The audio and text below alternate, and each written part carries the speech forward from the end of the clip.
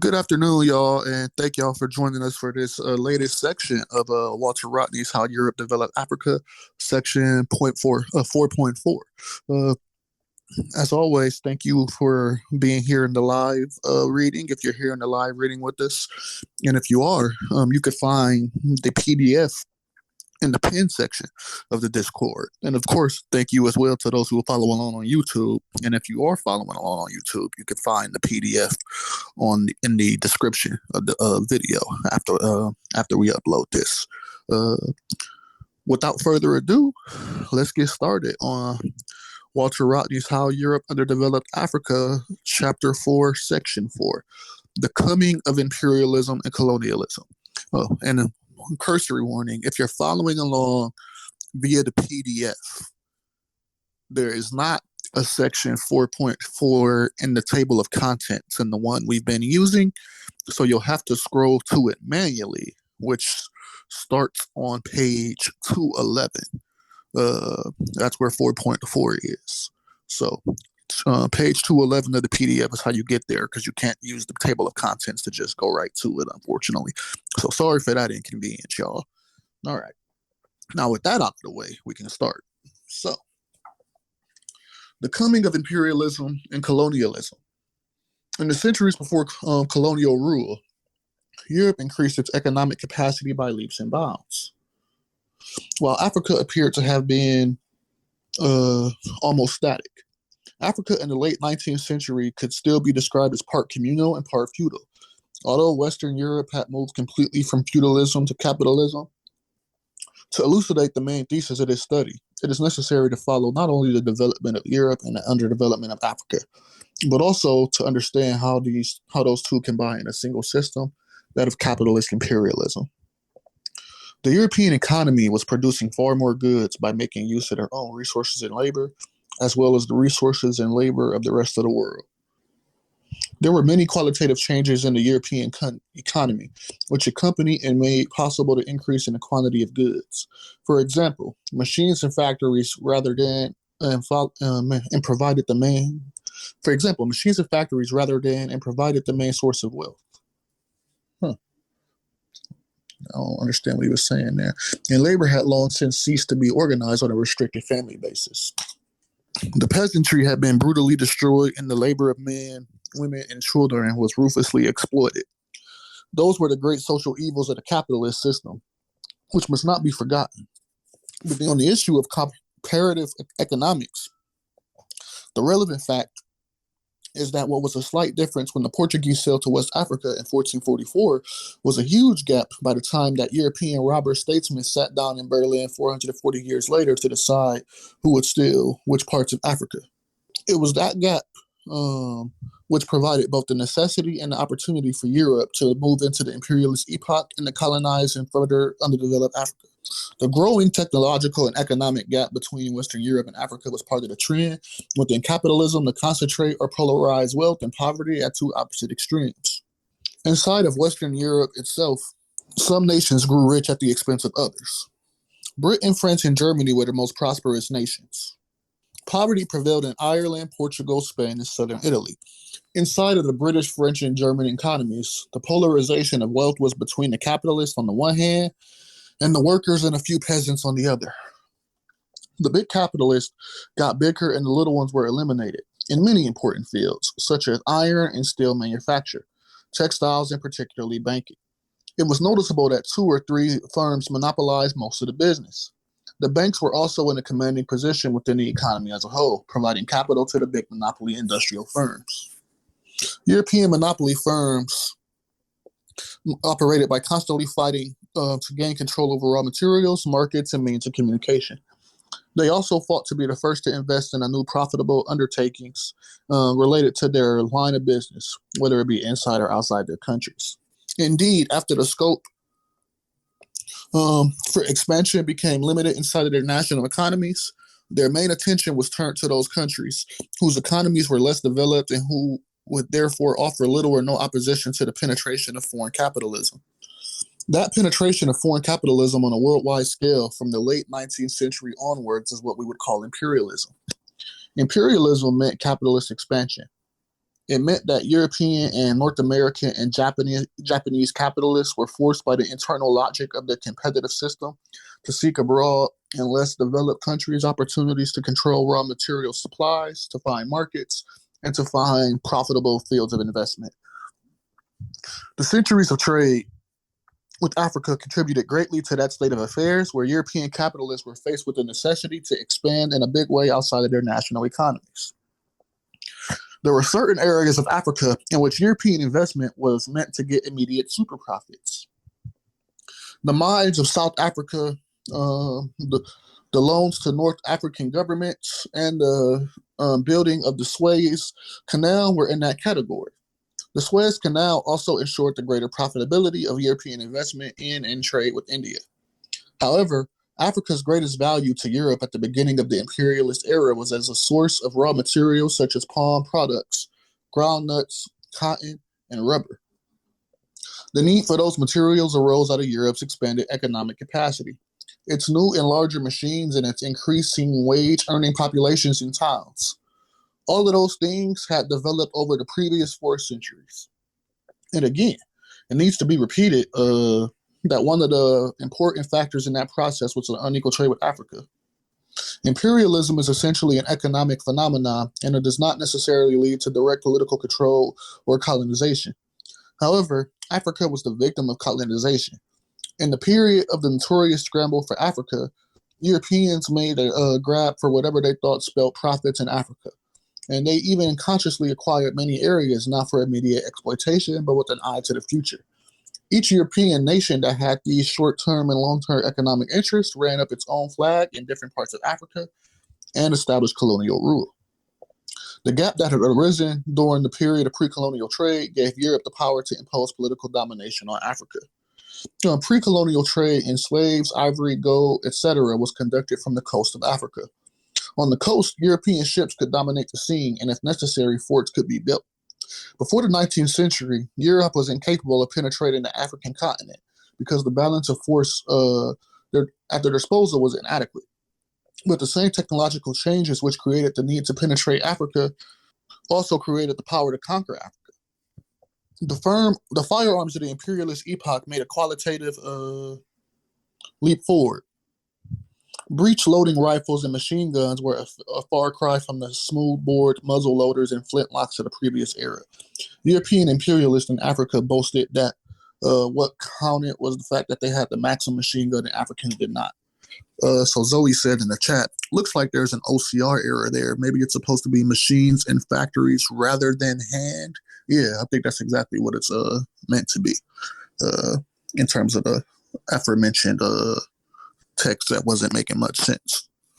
So if we ever come back to this, we might just need to find a PDF that's already made the proper changes. So let's be on the lookout for one of those. Curiously, we'll definitely be coming back to this book. Curiously, Europeans often derive the moral justification for imperialism and colonialism from features of the international trade as conducted up to the eve of colonial rule in Africa. The British rule were the chief spokesman for the view that the desire to colonize was largely based on their good intentions and wanting to put a stop to the slave trade. True enough, the British in the 19th century was as opposed to slave trading as there were once in favor of it.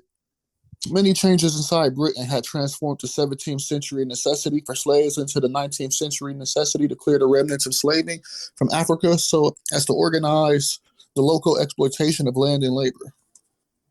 Therefore, slaving was rejected insofar as it had become a fetter on further capitalist development, and it was particularly true of East Africa, where Arab slave persisted until late in the 19th century. The British took special self-righteous delight in putting an end to Arab slave trading and in deposing rulers on the grounds that they thought were slave traders. However, in those very years, the British were crushing political leaders in Nigeria, like Jaja and Nana, who had by then ceased the export of slaves and were concentrating instead on products like palm oil and rubber. Similarly, the Germans in East Africa made a pretense of being most opposed to rulers like Bashiri, who were engaged in slave trading, but the Germans were equally hostile to African rulers with little interest in slaving. The common factor underlying the overthrow of African rulers in West, Central, North, and South Africa was that they stood in the way of Europe's imperial needs. It was the only factor that mattered, with anti-slaving sentiments being at best superfluous and at worst calculated hypocrisy. King Leopold of Belgium also used the anti-slavery excuse to introduce in the Congo forced labor and modern slavery. Besides, all Europeans had derived ideas of racial and cultural superiority between the 15th and 19th centuries, uh, while engaged in genocide and the enslavement of non-white peoples. Even Portugal, an impoverished and backward European nation in the imperialist era, could still presume that it had a destiny to civilize the natives of Africa. There is a curious interpretation of the scramble in African partition, which virtually amounts to saying that colonialism came about because of Africa's needs rather than those of Europe. Africa, they say, required European colonization if it were to advance beyond the stage it had reached in the late 19th century. Clearly, they do not appreciate that such a line of reasoning was suggesting that Africa would develop if it were given bigger doses of the European concoction that had already started its underdevelopment. That it would develop if it lost the last remnants of its freedom of choice, which had clearly been seriously undermined by the pre-colonial trade. That it would develop if its economy became more integrated with Europe's on terms that were entirely dictated by Europe. Those implications and their fallacies would be plain to anyone who tries to understand the development process before making pronouncements on any particular epoch uh, of human development in Africa. Throughout the 14th century, African rulers were displaying great initiative in pursuit of the broadest forms of cultural contact with Europe. In the case of West Africa, that meant seeking substitutes for trade in slaves. Dahomey, one of the most embroiled in slave trading, was among those states that used many of the last years of its independence to find a healthy basis for cultural change with Europeans. In 1850, the reigning Bohemian king, Gezo, proclaimed an edict whereby all young palm oils were to be free from parasites surrounding them, and severe penalties were to be imposed for cutting palm trees.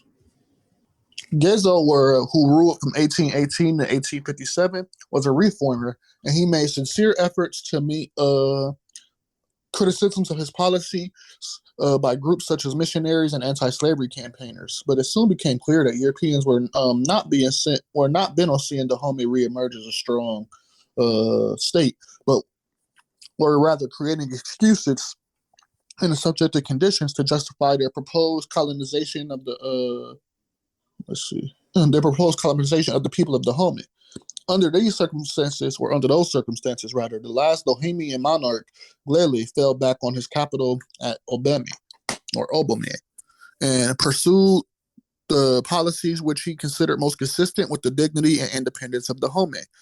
Glele raided Abeokuta, which contained converts who were already British protected persons. He told the French to get the hell out of Porto Novo. He generally resisted until defeated militarily by the French in 1889. African groups who had little or nothing to do with slave exports also intensified their efforts to integrate into a wider world in the 19th century. Guggenhana, the Nguni ruler of Gaza and Mozambique, asked for a Swiss missionary doctor and maintained him at his court for several years until the Portuguese conquered his kingdom in 1895. After the Portuguese imposed colonial rule, it was a long time before Africans saw another doctor. It is particularly intrusive to turn to the example of Egypt under Muhammad Ali, not to be confused with Cassius Clay, obviously, the former Cassius Clay, rather, who ruled from 1805 to 1849. Capitalist Europe had left feudal North Africa behind over the course of the 17th and 18th centuries. Muhammad Ali was aware of that and consciously aimed at catching up with Europe. He instituted a series of reforms, the most important of which were economic nature. Egypt grew and manufactured its own cotton, and it made glass, paper, and other industrial goods. Egypt was not to be used as a dumping ground for European goods, which would undermine local industry. So that protective tariff walls were set up around Egypt's infant industries. That did not mean that Egypt became isolated from the rest of the world. On the contrary, Muhammad Ali borrowed experts from Europe and he increased Egypt's foreign trade.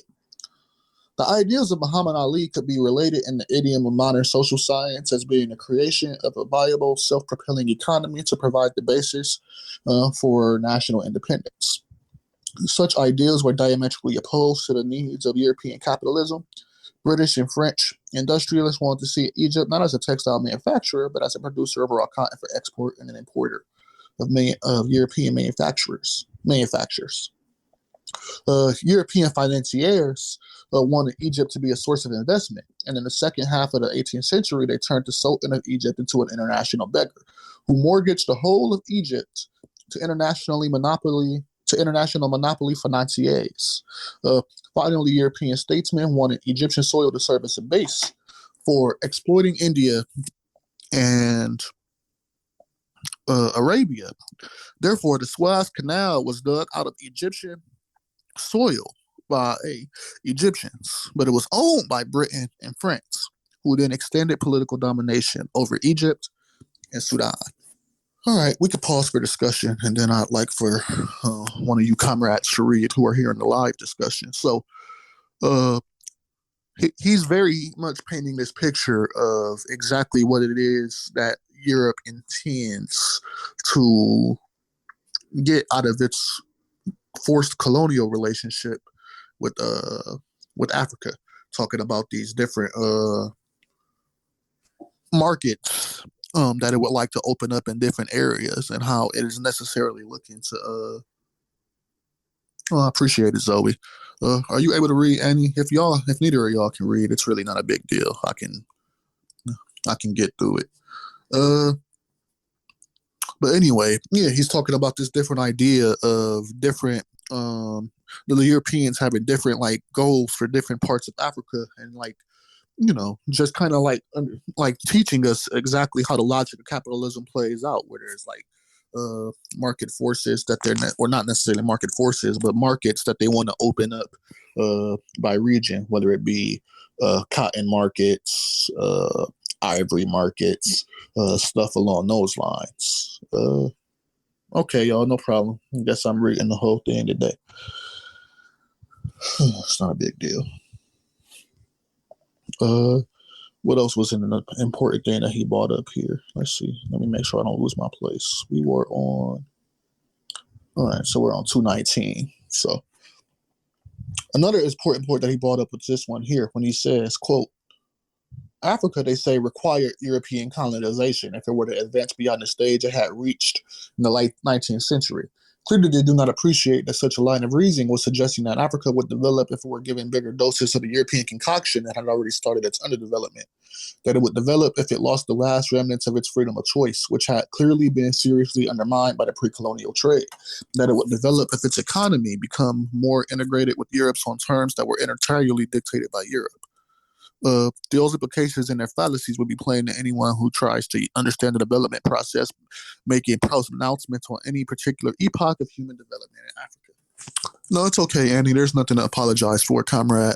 So, like, you can see the visages of, like, just European chauvinism, like, popping up, and how they're even referring to justifying colonialism. Not only are they under no pretense that the institution itself is unethical and morally bankrupt, but they're operating totally from the idea in mind that it's only through colonialism that Africa has a path forward at all.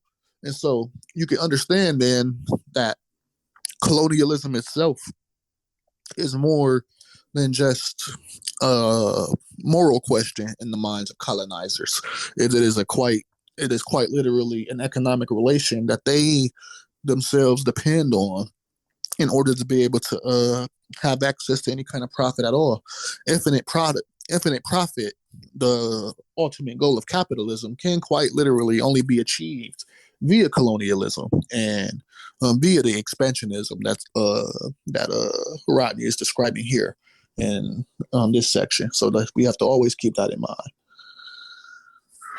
Man. King Leopold of Belgium also used the anti-slavery excuse to introduce in the Congo forced labor and modern slavery.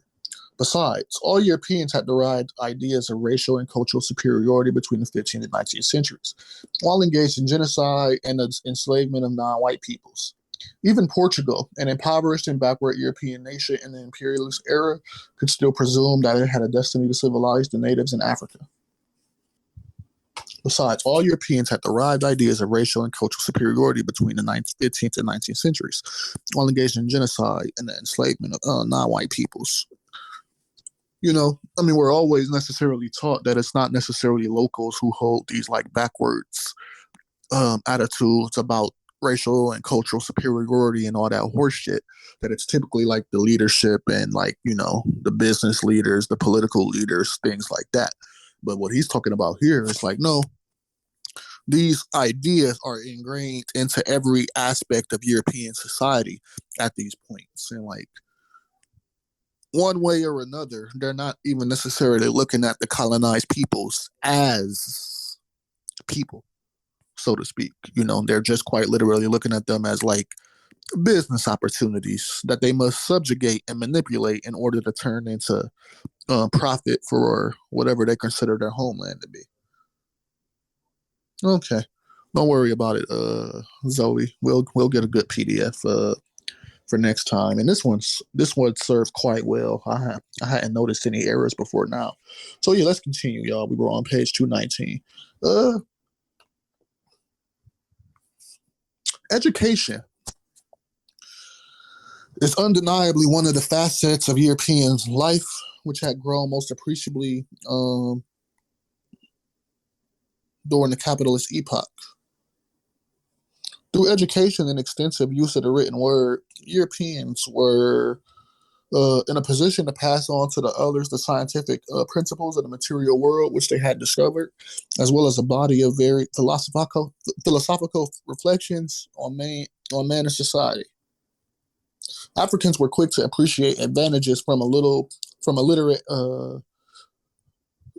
literate education. In Madagascar, the Merina Kingdom did a great deal to sponsor reading and writing. They used their own language in an Arabic script, and they welcomed the aid of European missionaries. That conscious borrowing from all relevant sources was only possible when they had the freedom to choose. Colonization, far from springing from relaxing needs, actually erected a barrier to the attainment of the modernization initiated by the Merina kings in the 1860s and 1870s. A similar example can be found in the history of Tunisia before the Acts of Partition failed.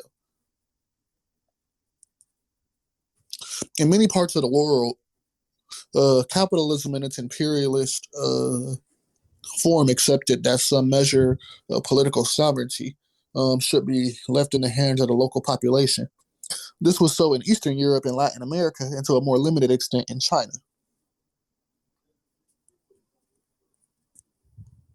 However, European capitalists came to the decision that Africa should be directly colonized. There is evidence to suggest that such a course of action was not entirely planned. Britain and France up to the 1850s and 1860s would have preferred to divide Africa into informal spheres of influence. That means that there would have been a gentleman's agreement that say Nigeria would be exploited by the British merchants, while Senegal would be exploited by the Frenchmen. At the same time, both Englishmen and Frenchmen would trade in a minor way in each other's informal empire. But firstly, there was disagreement over who should suck which pieces of Africa, especially since Germany wanted to join the grabbing. And secondly, the moment that one European power declared an area of Africa as a proctorate or a colony, it put up tariffs against European traders or other nationalities, and in turn forced their rivals to have colonies and discriminatory tariffs.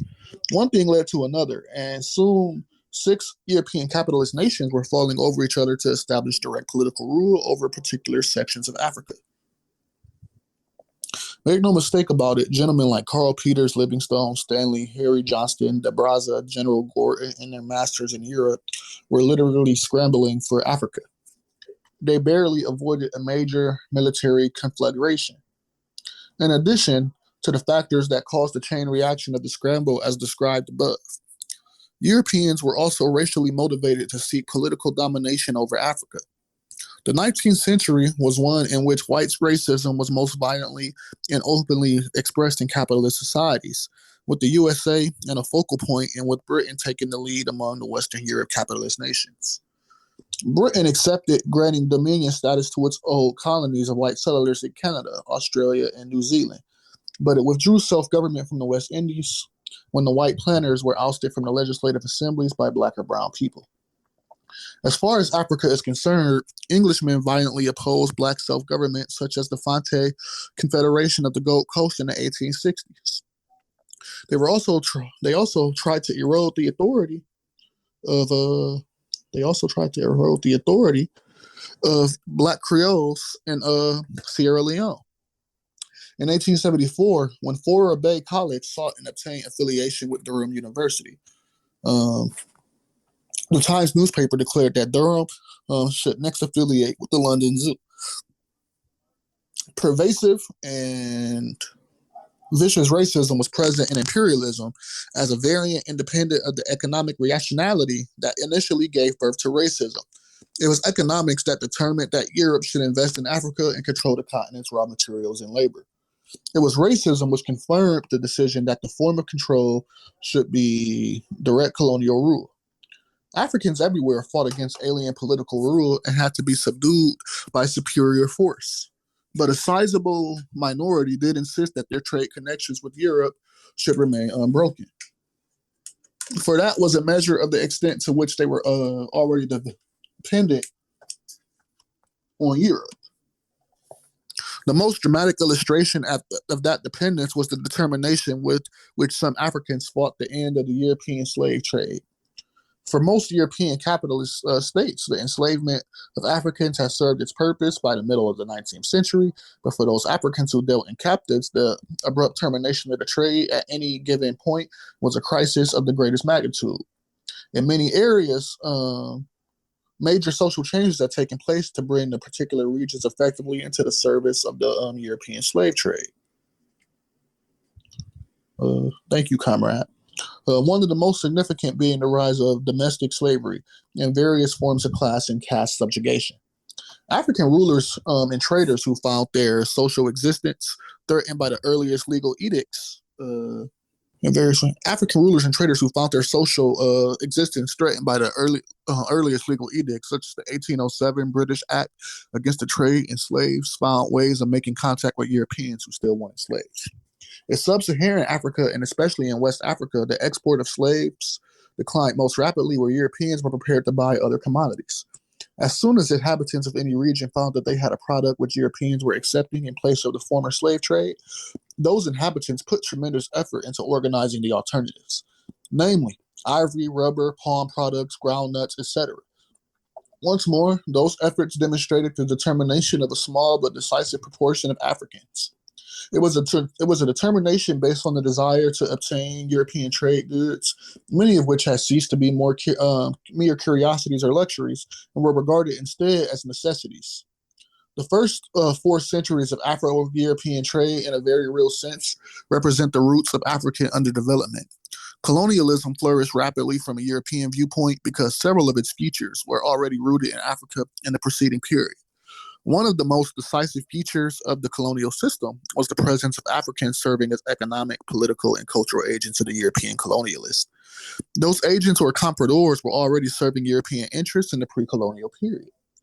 The impact of trade with Europe had reduced many African rulers to the status of middlemen for European trade.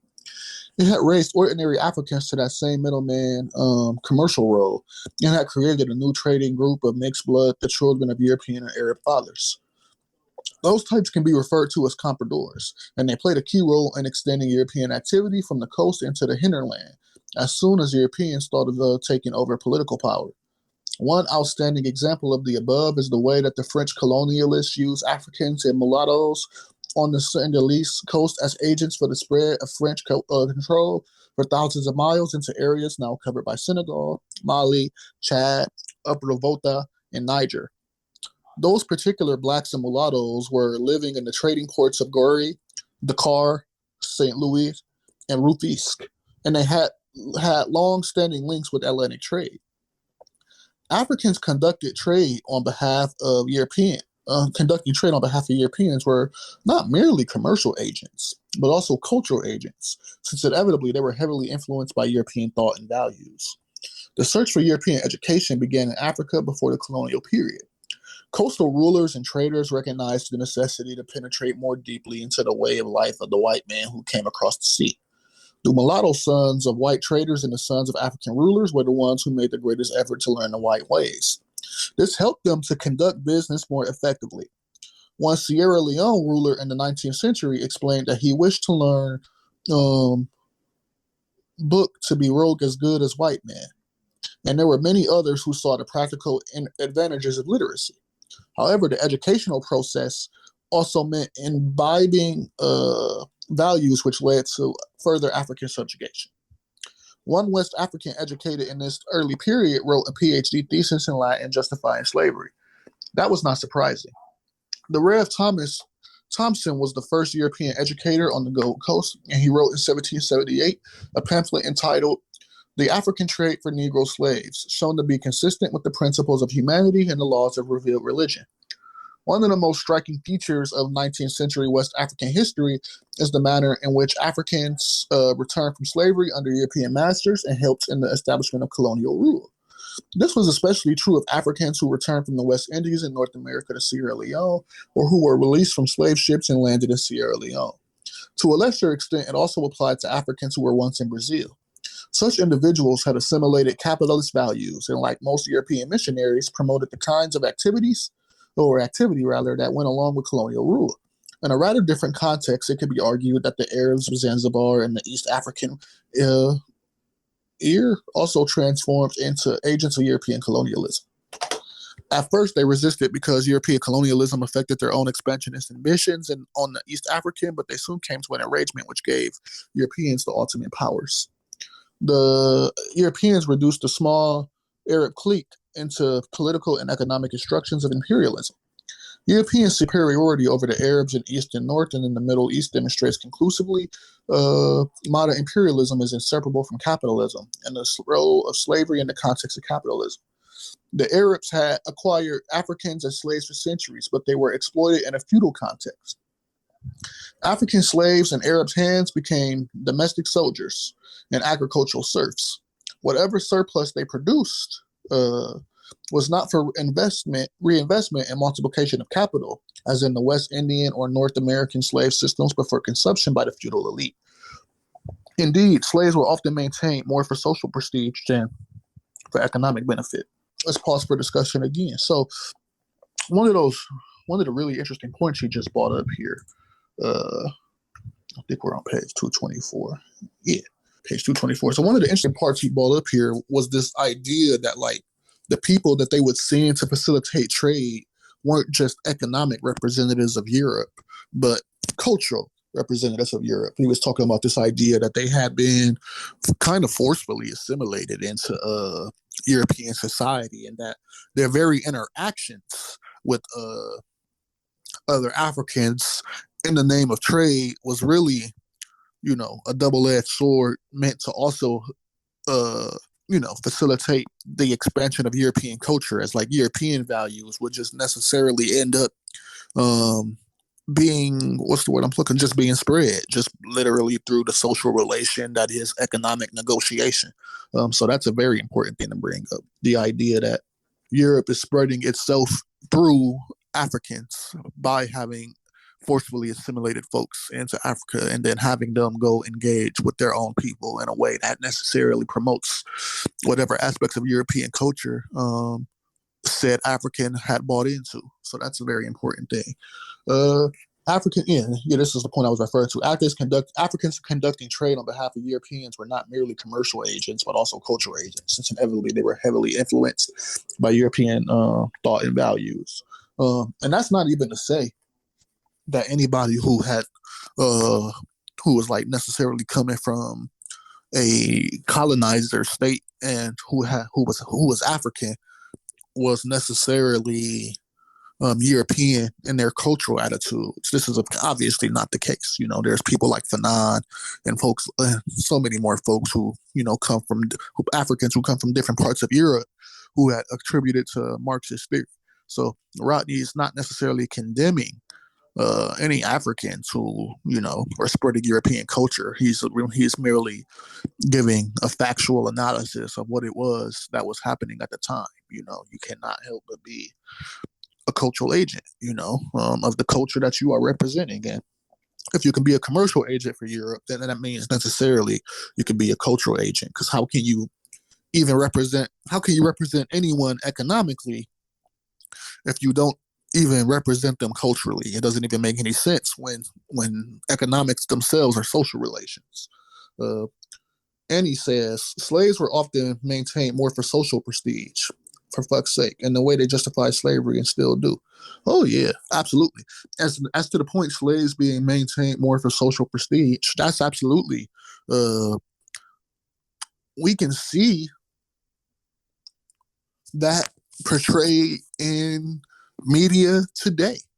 You watch something uh, like Django Unchained, and you can very clearly see like these attitudes in these slave owners where they don't even see themselves as being regressive or awful people or anything like that. They're portrayed as trying to keep up with the Joneses, trying to um, maintain whatever power that they managed to maintain grab for themselves, whether it be whether it be something that they took for themselves, or in most cases, whether it be they inherited. Even the main villain of that movie, DiCaprio's character, I can't remember what the fucking character's name was, but he was very much portrayed as somebody who like was more interested in like the power dynamic that owning slaves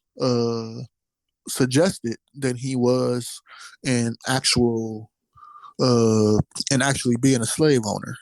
He was portrayed as somebody who saw slaves as both inhuman, so not human at all, and as a means to an end in order to like reinforce his social status and like this in the hierarchy of like the social order.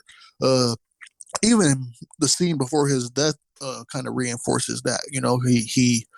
He can't deal with the idea of being upended by anybody from what he considers to be a lower rung on the economic ladder than him, and he's always trying to like reestablish a power dynamic that places him either at the top or very close to the top, and he's certainly not willing to slide in position.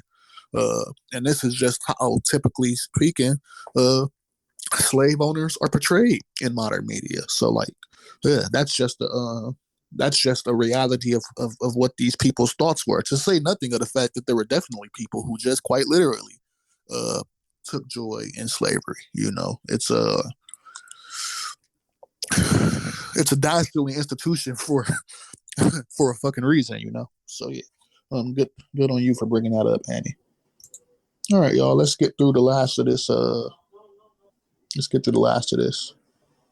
Uh, yeah, European superiority over the Arabs in East and North and in the Middle East demonstrates conclusively modern imperialism is inseparable from capitalism, and the role in the context of capitalism, the Arabs had acquired Africans as slaves for centuries, but they were exploited in a feudal context. African slaves in Arab hands became domestic soldiers and agricultural serfs.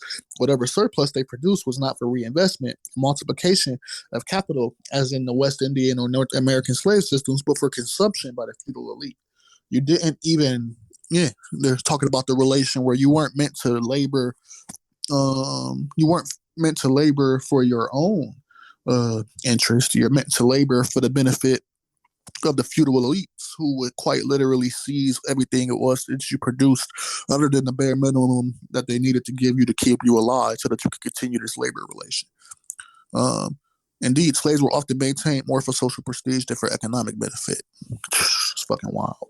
The major exceptions to that rule were 19th century Zanzibar and Egypt under Muhammad Ali. In both those instances, African labor was being exploited to produce profit on a plantation basis. And this may also have applied to date palm production in Arabia, but Europe had already been exploiting African labor to maximize surplus for 3 centuries previously. And the contribution which the plantation system made to the European capitalist development was so great that Western Europe in the 19th century had engulfed the exploitation of Zanzibar and Arabia, and it secured a firm grasp on Egypt's economy after the death of Muhammad Ali in 1849. In other words, the clothes, cotton, and dates produced in Zanzibar, Egypt, and Arabia, respectively previous to colonization, were already going to strengthen European trade and production. Eventually, it was no problem for the capitalist slave traders of Europe to extend political domination over the feudalist Arab slave traders and to use the latter as agents of colonialism in East Africa. Returning to the question of indigenous African agents of European colonial rule in Africa, it should be recognized that Europeans recruited Africans to serve in the armies that actually conquered Africa in the bloody period from the 1880s through to the first Great War started by Europeans in 1914. It is a widespread characteristic of colonialism to find agents of oppression from among the colonial victims themselves. Yet, without the previous centuries of trade between Africa and Europe, it would have been impossible for Europeans to have so easily recruited the Askaris, porters, who made their colonial conquest possible. African residents of the Senegalese ports already referred to were the ones who were put in French army uniform and fought to establish French rule in the interior and other parts of the coast, such as Dahomey. When the British defeated Asante in 1874, they had in their forces African troops from the coastal towns around the Gold Coast forts. Those Africans had been in contact with Europeans for so long that ever since the 17th century, they identified themselves as Dutch, Danish, or English, depending upon whose fort gave them employment. They had fought battles for one European nation against another, and by the late 19th century, it was an easy matter to get them to fight against fellow Africans on behalf of the conquering colonial power of Britain. In the Portuguese territories, the origins of the Black Colonial Police and Army also went back into the pre-colonial trade period. Around the forts of Luanda and Benguela in Angola and Lourenço Marques and Berda in Mozambique, there grew up communities of Africans, mulattoes, and even Indians who helped pacify large areas for the Portuguese after the Berlin Conference. Traders in Mozambique and in the rest of East, West, and Central Africa who had experience with Europeans previous to colonialism were the ones to provide porters to carry the heavy machine guns, cannons, and the support equipment. They were the ones who provided the would-be European colonialists with the information and military intelligence that facilitated conquest, and they were the interpreters who were the voice of the Europeans on African soil. Of course, it is true that many Africans who had nothing to do with pre-colonial trade also allied themselves with European newcomers. In that respect, the gap in levels of political organization between Europe and Africa was very crucial. The development of political unity in the form of large states was proceeding steadily in Africa. But even so, at the time of the Berlin Conference, Africa was still a continent of a large number of social political groupings who had not arrived at a common purpose. Therefore, it was easy for the European intruder to play the classic game of divide and conquer. In that way, certain Africans became unwitting allies of Europe. Many African rulers sought a European alliance to deal with their own African neighbor with whom they were in conflict. Few of those rulers appreciated the implications of their actions. They could not know that Europeans had come to stay permanently. They could not know that Europeans were out to conquer not some but all Africans. This partial inadequate view of the world was itself a testimony of African underdevelopment relative to Europe, which in the late 19th century was self-confidently seeking dominion in part of the globe. Political divisions in Africa were no evidence of innate inferiority or backwardness. That was the state in which the continent then found itself, a point along a long road that others had traversed and along which Africa was moving. Commercial impact of Europe slowed down the process of political amalgamation and expansion, in contrast to the way trade with Africa strengthened Europe's nation states. Where European capitalism took the form of imperialism and started to subjugate Africa politically, the normal political conflicts of the pre-capitalist African situation were transformed into weakness, which allowed the Europeans to set up their colonial domination. Although it is very clear that to understand the coming colonialism into Africa, one has to consider the previous historical evolution of both Africa and Europe, and in particular, one has to consider ways in which their trade contacts influenced the two continents mutually, so that what was called pre-colonial trade proved to be a preparatory stage for the era of colonial rule. It is widely accepted that Africa was colonized because of its weakness. The concept of weakness should be understood to embrace military weakness and inadequate economic capacity, as well as certain political weaknesses, namely the incompleteness of the establishment of nation states, which left the continent divided, and the low level of consciousness concerning the world at large, which had already been transformed into a single system by the expansion of capitalist relations. And all we have left, there's just a brief guide to reading. There's some sources that get listed in chapter 4.4, at the end of chapter section 4.4. And so, brief guide to reading says section 3 of this chapter, dealing with African society, is a continuation of chapter 2. In general, books cited there are also relevant in this context. More African writers are involved in this recent pre-colonial period, which is, of course, one aspect of a national struggle. There are also more and better monographs on given areas and subjects, but the coming of imperialism has yet been seriously pursued from an African viewpoint, and there is a marked absence of theory linking together the numerous facts that are now well established about events taking place in Africa between 1500 and 1885. All right. So we've managed to finish up all of chapter 4, y'all, of how Europe underdeveloped Africa. And we can have a brief discussion before we wrap up today on the last little bit that we read in section 4.4. So one of the things that really jumped out when he says, traders in Mozambique and in the rest of East, West, and Central Africa who had experience with Europeans previous to colonialism were the ones to provide porters to carry the heavy machine guns, cannons, and the support equipment. They were the ones who provided the would-be European colonialists with the information and military intelligence that facilitated conquest. And they were the interpreters who were the voice of the Europeans on African soil.